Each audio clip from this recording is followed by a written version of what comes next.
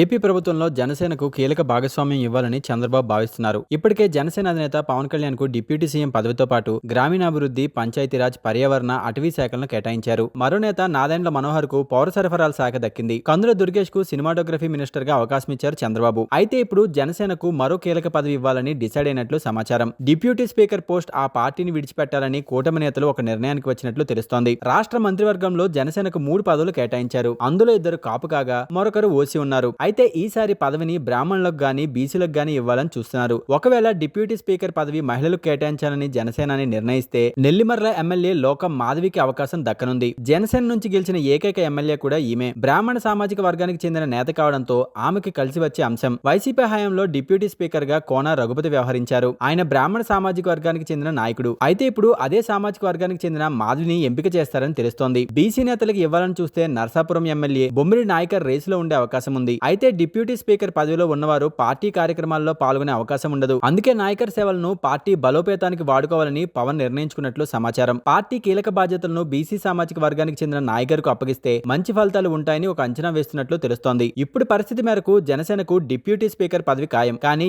ఎవరు నియమిస్తారన్నది తెలియాల్సి ఉంది. లోకం మాధవి, పంతం నానాజీల్లో ఒకరికి డిప్యూటీ స్పీకర్ పదవి దక్కుతుందన్న ప్రచారం జోరుగా సాగుతోంది. దీనిపై 1-2 రోజుల్లో క్లారిటీ రానుంది.